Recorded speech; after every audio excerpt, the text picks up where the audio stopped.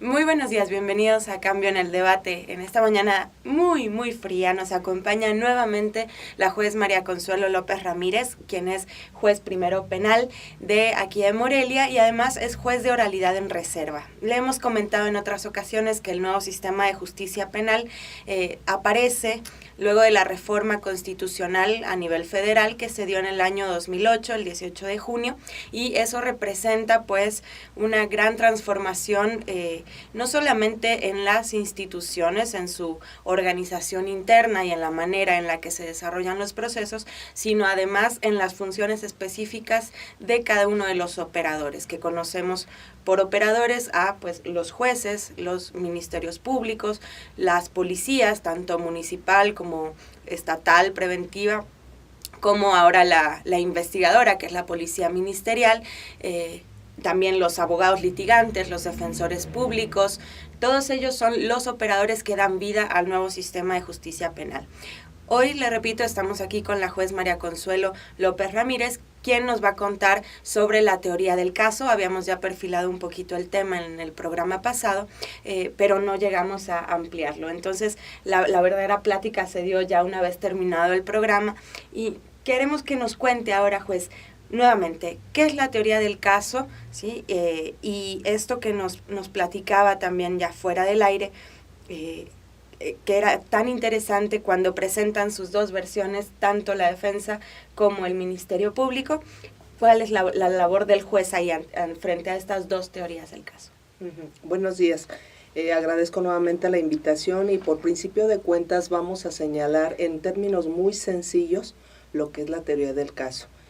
Debemos de partir, como lo señalé la vez anterior, que el Tribunal de Juicio Oral, que es colegiado, es decir, es compuesto por 3 juzgadores, se procurará por disposición constitucional que ninguno de estos 3 juzgadores hayan conocido previamente de ninguna de las etapas previas al juicio, propiamente dicho.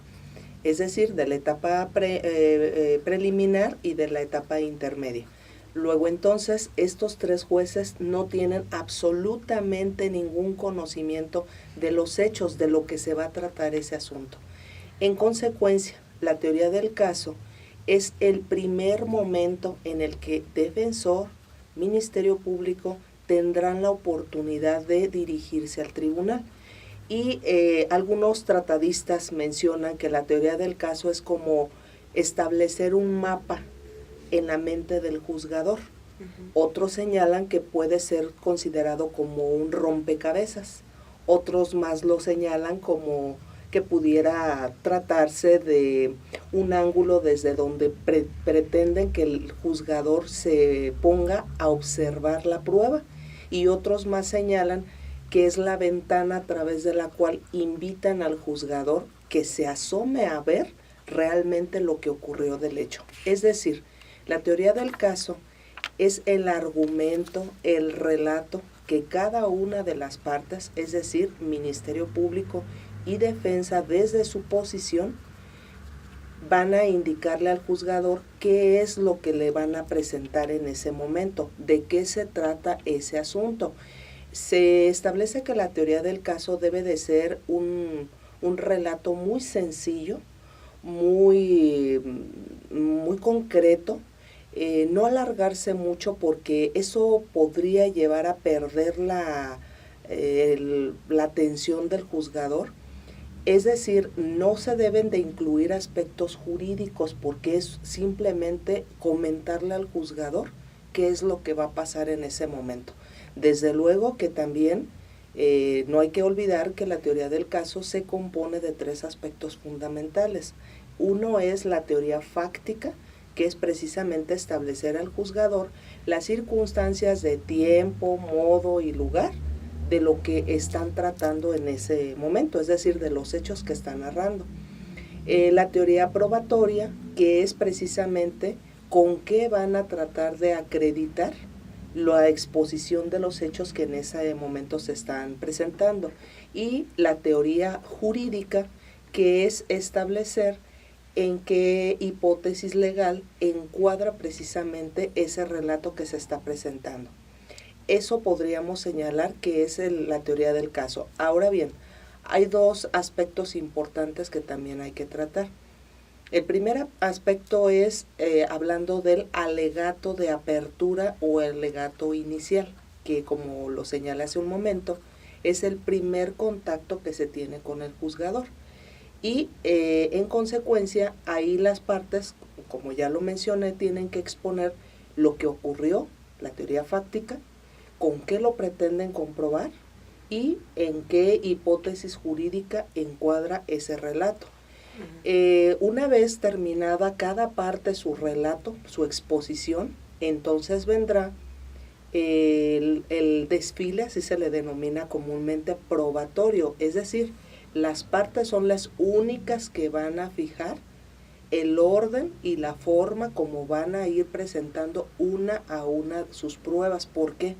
Porque precisamente, yo lo mencionaba, es un relato y aquí es una cuestión de estrategia de defensa, de litigación. Cada una de las partes tienen que ver desde qué punto de vista van a ir presentando sus pruebas para confirmarle al juzgador que aquel relato que escuchó efectivamente se va a ir comprobando. De modo tal que la teoría del caso iniciada con el argumento o el alegato inicial o de apertura se presenta como una hipótesis y esa hipótesis se va a ir comprobando a partir de ¿qué? De los medios de prueba que se van a producir ante el juez y que entonces al producirse ante el juez con todos los requisitos legales que establece el Código de Procedimientos y la propia Constitución va a adquirir el alcance de prueba. Una vez que cada parte ha presentado sus pruebas, viene un argumento final que se le denomina alegato de clausura y con lo cual podríamos decir que se cierra el ciclo de lo que es la teoría del caso. ¿Qué es el alegato de clausura? Aquí sí ya es un argumento más técnico, en donde cada parte va a señalarle al juzgador de la exposición inicial que hizo en su alegato de apertura y todos los medios probatorios que se desahogaron y que ahora ya son prueba porque fueron inmediados, presenciados por el juzgador, entonces le van a señalar al juez o al tribunal lo que cada una de las partes finalmente establecen en torno a aquella hipótesis, es decir, decirle, mira, aquel relato que yo te presenté en estos y en estos términos, efectivamente se comprobó virtud a esto, a esto, a esto. Por eso es bien importante que cada una de las partes, incluso hay tratadistas que lo señalan, que el alegato de clausura de hecho se estructura, se forma desde un principio, al parejo con el alegato de apertura, y que al final, cuando ha terminado todo aquel desfile probatorio de cada una de las partes, antes de que el Ministerio Público o el abogado defensor hagan uso de la voz en esa clausura, en ese alegato final al juzgador, hagan revisión de que efectivamente aquellos argumentos iniciales con las pruebas que se han presentado sí se hayan llegado a comprobar, porque si entonces no se comprobaron, quiere decir que su teoría, su hipótesis, no quedó comprobada. Claro. Y entonces aquí podríamos decir que tuvimos una historia muy bonita, pero no un caso. Y entonces aquí deben de tener también mucho cuidado las partes, ¿por qué? Porque desafortunadamente en un principio pueden relatar cuestiones que ocurrieron y que prometen comprobarlas o justificarlas a través del desfile probatorio. Sin embargo, si eso no llegó a acontecer, no pueden incluir en el alegato de clausura un argumento que no se escuchó de esas pruebas. ¿Por qué? Porque entonces pudiera ser, yo desde mi muy particular punto de vista lo considero que incluso podría considerarse un alegato fraudulento, es decir, un argumento fraudulento en la clausura. ¿Por qué? Porque están tratando de sorprender al tribunal y acordémonos que son 3 jueces y cada juez lleva un rol específico y van tomando nota puntual de lo que está ocurriendo. Entonces no hay manera de que a nosotros como juzgadores se nos pase un detalle y no hayamos escuchado, valorado, establecido lo que aquel testigo señaló ¿Por qué? Porque nosotros estamos inmediando la prueba. Claro, y también mencionaba usted sobre esta capacidad de narración y de anticipación a la parte contraria, ¿no? De que, cómo vamos a prever, si yo soy Ministerio Público, estoy acusando, prever qué es lo que va a decir la defensa y también plantearlo ahí cuando hago mis alegatos de apertura, por ejemplo, ¿no? Sí, al final de cuentas, cada una de las partes, vuelvo al punto inicial, el juez no tiene conocimiento del hecho, al menos el Tribunal de Juicio Oral, pero las partes sí, porque finalmente ellos estuvieron en una dinámica de una investigación, el Ministerio Público en una investigación preliminar, pero posteriormente cuando ya se vino la imputación y se judicializó la investigación, también la defensa está al tanto de ello. Luego entonces ellos son los dueños de la información y entonces cada una de las partes saben las debilidades o las fortalezas de su propio caso. Las pruebas que no sean compartidas no se pueden presentar en la audiencia, así es. No tanto compartidas, lo que pasa es que aquí hay acuerdos probatorios o puede haber comunidad de la prueba, que es otro tema muy específico que hay que tratarlo, pero no es tanto de que si no hay comunidad entre la prueba, no, lo que pasa es, o que no hayan sido compartidas, lo que pasa es que las pruebas o los medios de prueba que no se hayan presentado en la etapa intermedia para poderlas desahogar en juicio, no se podrán desahogar en juicio, a menos de que se trate de una prueba superviniente, de la cual ninguna de las partes estuvo en condiciones de prever su existencia. ¿Por qué? Porque en el momento del desahogo de un medio de prueba está surgiendo esa información, o una prueba de refutación para controvertir lo que la prueba de la contraria está presentando al juez. Entonces, esas son las excepciones. Claro. Pero volvemos en la etapa intermedia, es donde se filtra, como dicen, se presentan todas las cartas, es el descubrimiento de prueba y a partir de ahí es como cada parte va a enterarse de lo que van a presentar a juicio. Entonces, como ellos conocen precisamente su asunto, al iniciar el alegato de apertura, desde luego que si el Ministerio Público considera que tiene ciertas debilidades en su propia investigación, en su propio caso, pues no se va a aventurar a que la contraparte lo trate de exhibir ante el tribunal sobre esas debilidades. Y entonces, de alguna manera, por eso volvemos a señalar, es una estrategia de litigación.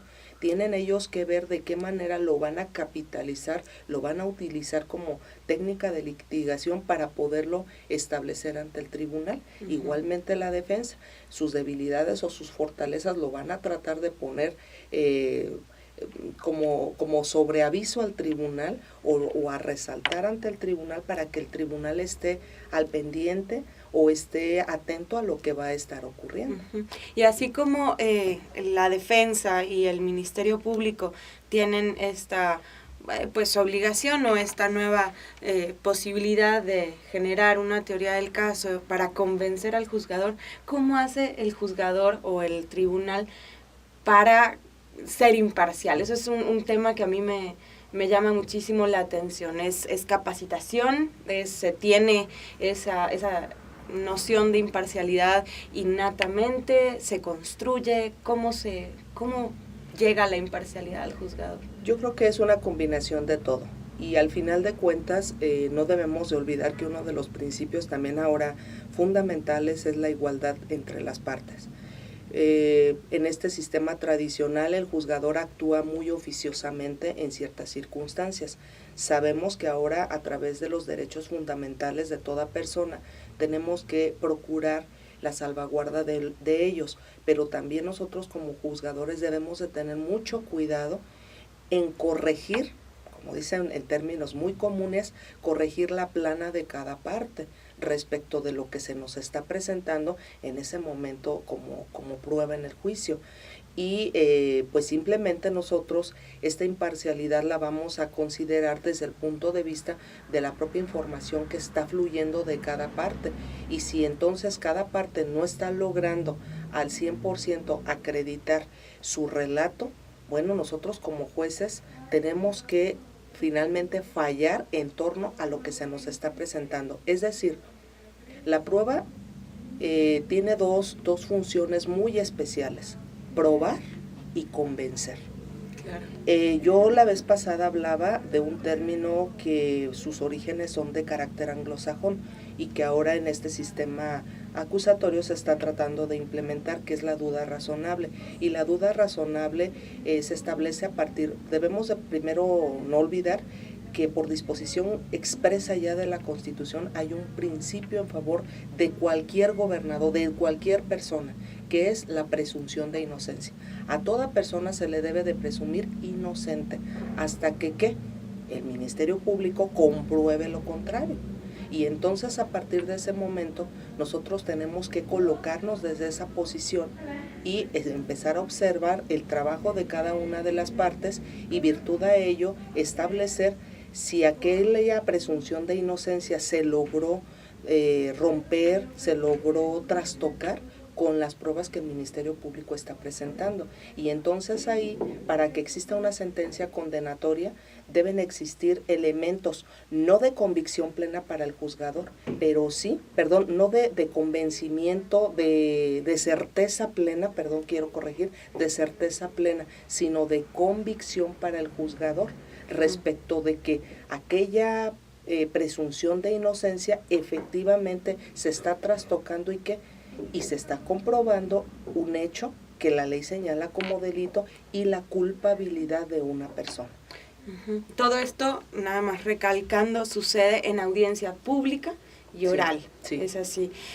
Y, a ver, cuéntanos qué capacitación debe tener un juez. ¿Cómo se llega a ser juez para el nuevo sistema de justicia penal? Usted decía en la ocasión anterior que no es, no por ser juez en el sistema tradicional, es posible ser juez para el nuevo sistema. ¿Qué capacitación requiere un juez para poder escuchar ahora de viva voz a las partes y poder resolver ahí en audiencia pública con la presión que eso implica frente pues a un público y de manera oral? Bueno, exactamente lo que ha señalado Sofía. Por principio de cuentas, dicen que cuando uno está en la escuela es estudiante, cuando uno sale de la escuela y adquiere una responsabilidad, se debe de convertir en estudioso. Y creo que en el caso concreto el juez está en constante renovación.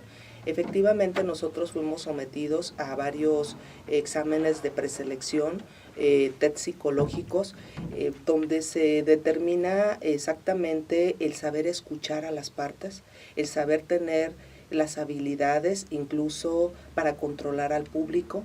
Es decir, hay aspectos muy esenciales en donde incluso se requiere cierta tolerancia o bastante tolerancia. ¿Por qué? Porque lo que acabas de mencionar, todo esto ocurre en audiencia. Entonces, tenemos que estar atentos a lo que cada parte está presentando, tenemos que estar atentos al público, porque somos también los directores y tenemos que controlar las audiencias. Entonces, todas estas cuestiones creo que son también aspectos que de alguna manera el juez va desarrollando, potencializando a través de la preparación académica que vamos teniendo, pero también hay ciertos aspectos innatos de la persona, sobre todo porque tenemos que cuidar mucho nuestro lenguaje corporal, que es otro de los aspectos muy esenciales en este nuevo sistema. ¿Cuál sería un error inaceptable para un juez, a ver, en una audiencia pública? Pues ahora sí, como dicen, engancharse o tomar participación pues sí, más bien engancharse o tomar participación con una de las partes. Creo que aquí el juzgador debe de mantener siempre una postura muy neutral, pero también con una ecuanimidad respecto de toda esa información que está fluyendo e ir en su mente ya también organizando, tener la capacidad de organizar toda esta información, pero además con los conocimientos jurídicos, porque en ese momento hay que resolver de acuerdo con los planteamientos de cada parte, pero además con todo el material que se está presentando. Ahí tiene, entonces, la juez María Consuelo López Ramírez, quien es juez primero penal de aquí de Morelia y además juez de oralidad en reserva, quien se ha capacitado muy arduamente en los últimos años para poder ser parte de este grupo de operadores que dará vida al nuevo sistema de justicia penal, que va a iniciar además aquí en Morelia el próximo 3 de febrero de 2014. Ahí tiene, que la conozca, que cuando tenga audiencias ella vaya usted a verla. Es un proceso muy interesante, las audiencias son públicas, cualquier persona puede ingresar y es una experiencia que vale la pena conocer, aunque no seamos nosotros parte del proceso. Pues muchísimas gracias, esto ha sido Cambio en el Debate. Gracias, juez. Estoy para servirles. Muchísimas gracias a Lupita en los controles y a Cambio de Michoacán por el espacio. Esperamos que tenga un excelente día. Gracias.